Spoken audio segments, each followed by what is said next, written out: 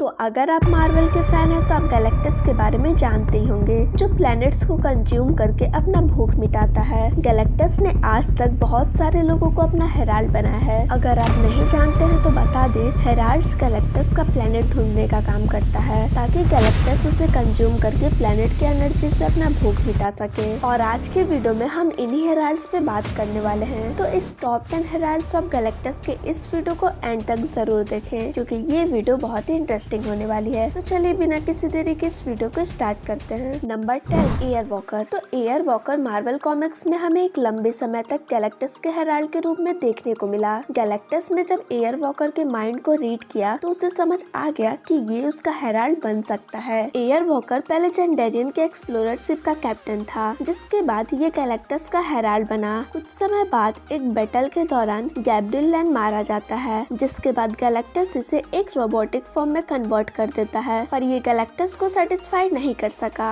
और गैलेक्टस ने silver surfer को फिर से अपना हेराल्ड बना लिया। एयर वॉकर के पास अदर सुपर हीरो जैसे पावर्स तो है ही, जैसे super human strength, endurance, reflexes. इसके अलावा एयर वॉकर एयर इलेक्ट्रोमैग्नेटिक को भी इजिली मैनिपुलेट कर सकता है। Number 9, the fallen one. तो द फॉलन वन गैलेक्टस का पहला हेराल्ड है। द फॉलन वन बाकी हेराल्ड से थोड़ा अलग है। जहाँ अदर हेराल्ड्स कॉस्मिक एनर्जी से चार्ज होते हैं, वहीं the fallen one dark energy से। Fallen one powerful cosmic energy में से एक है। ये इतना ज्यादा फास्ट था कि ये स्पीड को भी ब्रेक कर सकता था। फॉलन वन के पास बहुत सी पावर्स थी, energy project, reflexes, durability and इसके अलावा ये इलेक्ट्रोमैग्नेटिक स्पेक्ट्रम कर सकता था, मैटर को मैनिपुलेट कर सकता था। एक समय बाद जब गैलेक्टस को लगने लगा कि ये उसके लिए खतरा बन सकता है, तो ये फॉलन वन को दूसरे डायमेंशन में कैद कर दिया। Number 8, red shift. Red shift के ओरिजिन के बारे में अभी तक किसी कॉमिक्स में नहीं दिखाया गया है। रेड शिफ्ट हमें गैलेक्टस के हेराल्ड के रूप में देखने को मिला। एक इंसिडेंस के दौरान रेड शिफ्ट बोलता है कि मैं सर्फर से ज्यादा प्लेनेट खोज के उसे दूंगा, जिसकी वजह से गैलेक्टस रेड शिफ्ट को अपना हेराल्ड बना लिया। पर ये बहुत कम समय के लिए गैलेक्टस का हेराल्ड बनकर रहा। रेड शिफ्ट के पास एक ऐसा स्वॉर्ड है जिससे वो पावर कॉस्मिक को चैनलाइज कर सकता है, जिसकी वजह से किसी को भी इजिली दूसरे डायमेंशन का पोर्टल खोलकर उसे उसमें भेज सकता है। नंबर 7, नोवा। तो नोवा गैलेक्टस का हेराल्ड तब बनती है जब गैलेक्टस कमजोर पड़ गया होता है। तो नोवा एज अ हेराल्ड खुद को ऑफर करती है और गैलेक्टस इसे एक्सेप्ट कर लेता है, जिसके बाद इसे कॉस्मिक की पावर मिल गई और ये और भी ज्यादा पावरफुल बन गई। नोवा फायर को इजिली मैनिपुलेट कर सकती है और एक इंसिडेंस में तो इसकी बॉडी पूरी न्यूक्लियर एनर्जी में बदल गई थी और तब ये बहुत ज्यादा पावरफुल हो गई थी। Number 6, fire Lord. तो फायर लॉर्ड भी वहीं से बिलोंग करता है जहाँ से एयर वॉकर था। जेंडेरिया के एक्सप्लोरर शिप पे जब एयर वॉकर को गैलेक्टस अपना हेराल्ड बना लिया, तब फायर लॉर्ड एयर वॉकर को गैलेक्टस से आजाद कराने के लिए गैलेक्टस का पीछा किया, वो भी सालों तक। गैलेक्टस फायर लॉर्ड की बहादुरी देखकर इम्प्रेस था। गैलेक्टस ने एक शर्त रखी, अगर फायर लॉर्ड एयर वॉकर को आजाद कराना चाहता है तो उसे गैलेक्टस का नया हेराल्ड बनना होगा। फायर लॉर्ड ने ये शर्त मान ली और बन गया गैलेक्टस का नया Herald. Fire Lord heat, light, gravity को मैनिपुलेट कर सकता है। अर्थ के किसी भी मैटर को ये अपने फायर से जला सकता है। नंबर 5, टेरेक्स। तो टेरेक्स मार्वल के पावरफुल विलन में से एक है और इसके साथ ही गैलेक्टस के पावरफुल हेराल्ड में से भी। टेरेक्स पहले से ही बहुत ज्यादा पावरफुल था, जो रॉक एंड अर्थ काफी हद तक कंट्रोल कर सकता था। टेरेक्स की ये सब पावर देखते हुए गैलेक्टस बहुत इम्प्रेस हुआ था और गैलेक्टस उस वक्त अपने पुराने हेराल्ड से भी परेशान था, इसीलिए उसने टेरेक्स द टैमर को चुना था। कॉस्मिक की पावर मिलने के बाद टेरेक्स और भी ज्यादा पावरफुल हो गया था और अब ये एनर्जी को भी मैनिपुलेट कर सकता था। Number 4, morgue. मार्वल कॉमिक्स में नोवा के हेराल्ड बनने के बाद मॉर्ग हमें गैलेक्टस के नए हेराल्ड के तौर पे दिखा। मॉर्ग की फिजिकल स्ट्रेंथ बहुत ज्यादा थी और कॉस्मिक पावर मिलने के बाद इसकी पावर और इनहेंस हो गई। ऐसा माना जाता है कि फिजिकल स्ट्रेंथ के मामले में मॉर्ग सबसे ज्यादा पावरफुल है compare to other heralds. Number 3, cosmic ghost rider. तो घोस्ट राइडर तो पहले से ही बहुत पावरफुल है, पर जब गैलेक्टस उसे कॉस्मिक पावर दे देता है तो वो और भी ज्यादा पावरफुल हो गया था। जब थैनोस ने चारों तरफ आतंक मचाया था, तब गैलेक्टस अर्थ पे आता है सुपर हीरो से हेल्प मांगने। उस वक्त उसकी मुलाकात घोस्ट राइडर से हुई, जिसके बाद घोस्ट राइडर को कॉस्मिक पावर मिल जाती है और वो बन जाता है Cosmic ghost Rider. Cosmic ghost Rider और गैलेक्टस दोनों निकल देते हैं थैनोस की तरफ, पर थैनोस गैलेक्टस को मार देता है और कॉस्मिक घोस्ट राइडर से बोलता है, मैं तुम्हें मार नहीं सकता